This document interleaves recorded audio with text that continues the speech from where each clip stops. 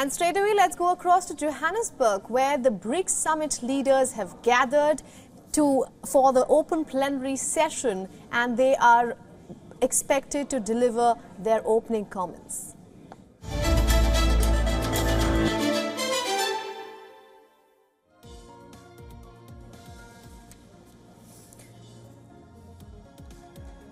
Now, this is the second day of the summit. What you're seeing, the visuals are coming in from the Sandton Convention Center in Johannesburg, South Africa. On your screens is the Indian Prime Minister Narendra Modi.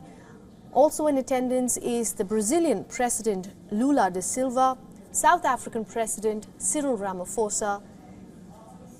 The Russian President Vladimir Putin is joining this session via video conferencing, and right on your screens right now is the Chinese President Xi Jinping, and that is the Russian Foreign Minister Sergei Lavrov representing his Russian delegation.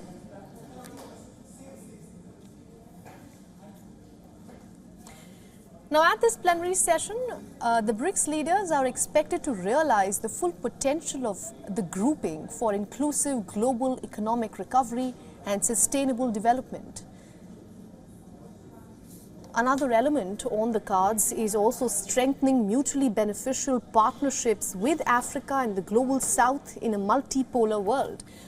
Now, this is extremely important because even though the BRICS Summit only has 5 members at the moment, that are namely Brazil, Russia, India, China and South Africa, it's also important to note that around 30 different African countries, apart from South Africa, have been invited to this summit. And that has been a visible push, especially by the South African president, in order to bring in the Africa agenda to the global forum.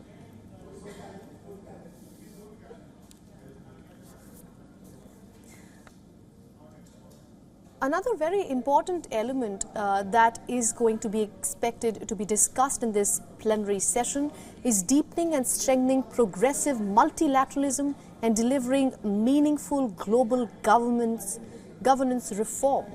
Now, with this point, it's also important to note that the BRICS leaders have made a categorical push towards countering blocs and groupings like the G7. Now, we're being told that the South African President Cyril Ramaphosa is addressing the summit. Let's go across. Your Excellency, President Vladimir Putin,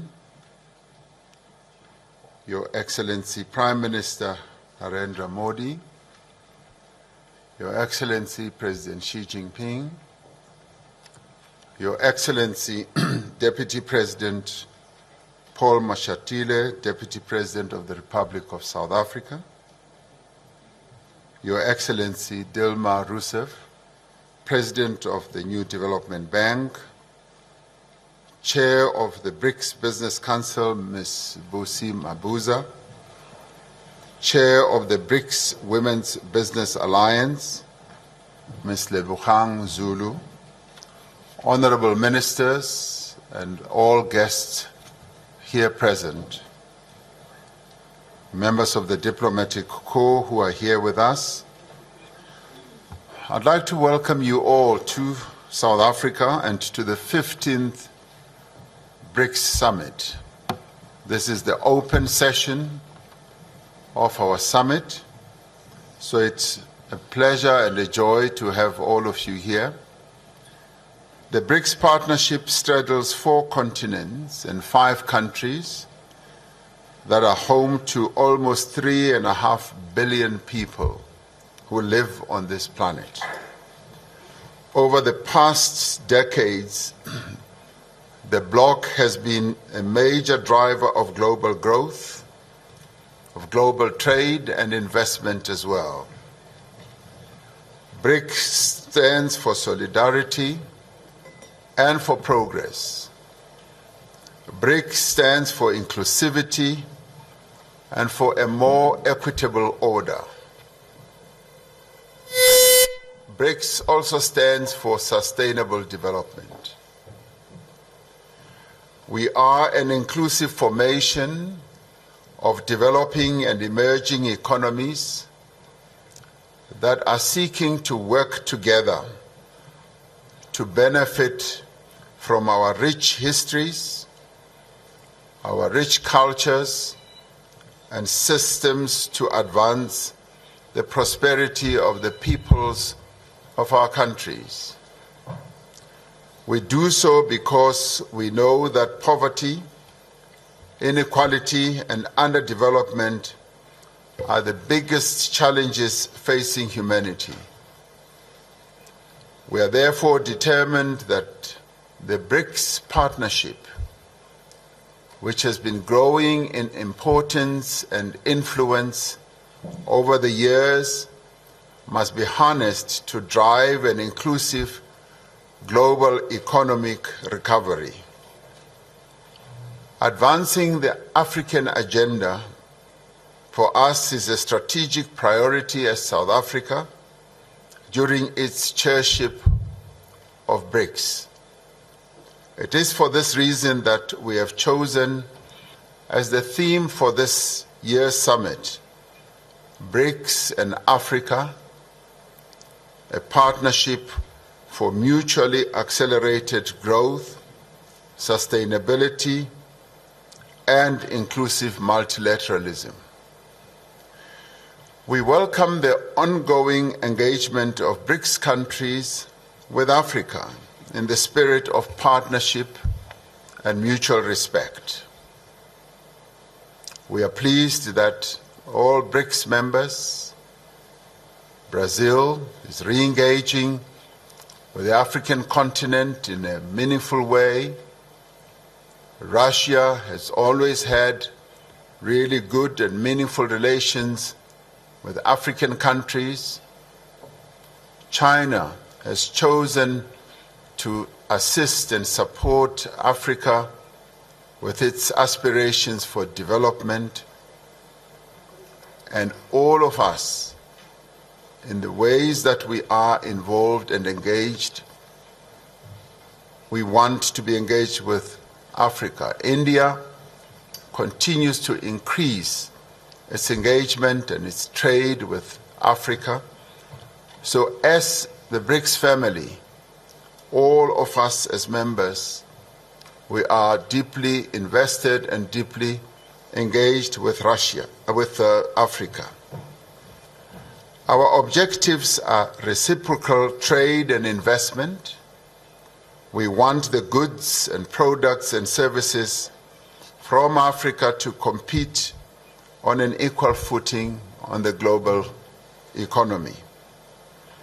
The African Continental Free Trade Area, once fully operational, will unlock the benefits of the continental market and generate mutually beneficial opportunities for both African and BRICS countries. As nations of the world confront the effects of climate change, we must ensure that the transition to a low-carbon, climate-resilient future is just, it must be fair, and it must be able to take into account the different circumstances that prevail in all countries. In line with this objective, BRICS nations need to advance the interests of the Global South and call for industrialized countries to honor their commitments to support climate actions by developing economic progress. The commitments of support that have been made that have not yet been lived up to need to be followed through. Peace and stability are preconditions for a better, more equitable world. We are deeply concerned about conflicts across the world that continue to cause a great deal of suffering and hardship to many people around the world. As South Africa, our position remains that diplomacy, dialogue, negotiation, and adherence to the principles of the United Nations Charter are necessary for the peaceful and just resolution of conflicts. We are concerned that global financial and payment systems are increasingly being used as instruments of geopolitical contestation. Global economic recovery relies on predictable global payment systems and the smooth operating of banking, supply chains, trade, tourism, as well as financial flows. We will continue discussions on practical measures to facilitate trade and investment flows through the increased use of local currencies. This is a matter we believe that further discussions need to take place, particularly amongst our finance ministers. The world is changing.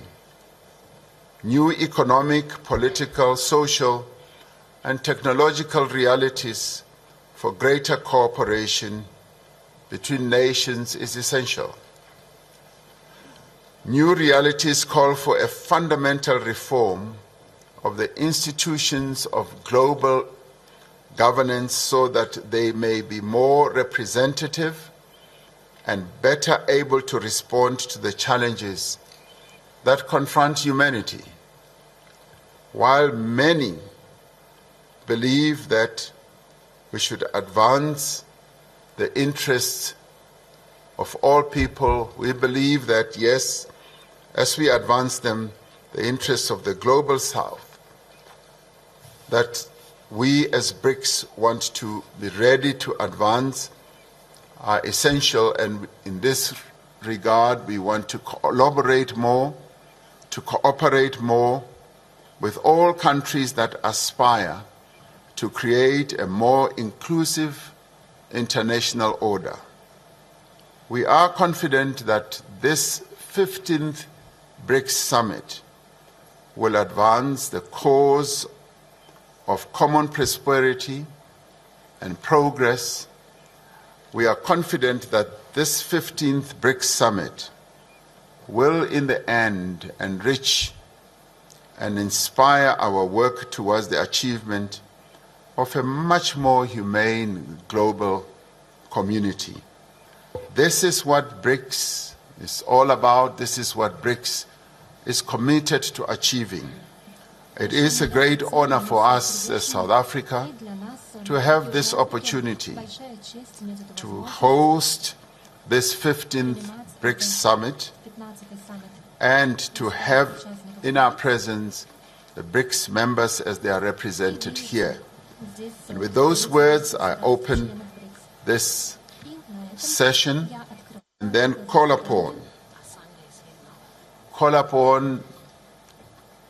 one of the young leaders of our country who is also going to have an opportunity to give the words of welcome, but also to give the hope that young people in the BRICS countries hope to communicate to all of us. I call upon Ms. Asanda Luwaka to speak to us. She is the chairperson of the Board of Directors of the National Youth Development Agency that seeks to advance the interests of young people in South Africa. Ms. Ayanda.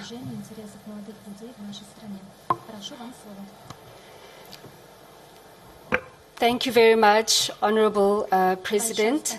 Your Excellencies and the heads of states of the BRICS countries, ministers and deputy ministers present, members of the media, leaders of business, civil society and labor, young people. It gives me great pleasure to deliver a statement on behalf of young people to the BRICS Heads of State Summit. Young people make up a large proportion of the populations of each of our respective countries. Their voices and views are critical as we forge a post-pandemic society at the highest decision-making forums. I must recognize the efforts of the organizers in ensuring that young people are represented at this particular summit. Your Excellencies, from the 18th till the 20th of July, young people from BRICS countries converged in Durban, KwaZulu-Natal for the 9th BRICS Youth Summit and the first in person since the pandemic. The summit was convened under the theme BRICS and Africa, Partnership for Mutually Accelerated Growth, Sustainable Development and Inclusive Multilateralism, to discuss the current state and future prospects for the development of youth cooperation in BRICS countries over a wide range of areas. As we have entered into the decade of action of the Sustainable Development Goals, we believe that BRICS countries in general, and young people in particular, should use their collective strengths to prioritize the development paradigm, using it as a guiding principle for our work as we continue intra-BRICS cooperation. Now, before that, the South African President Cyril Ramaphosa was speaking at the Sandton Convention Center. He spoke about how crucial the BRICS grouping has become in the contemporary times and how the 5 member countries are emerging economies that are shaping the global economy at the moment. It is important to note that the BRICS group represents about 23% of the world's gross domestic product.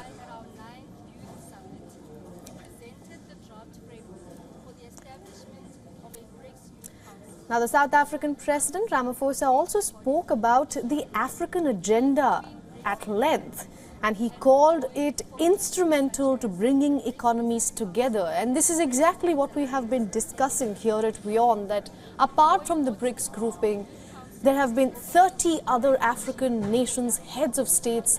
They have been invited to this summit to put together and to put forward the agenda of Africa and the narrative to the global forum. This becomes extremely crucial to a summit like BRICS.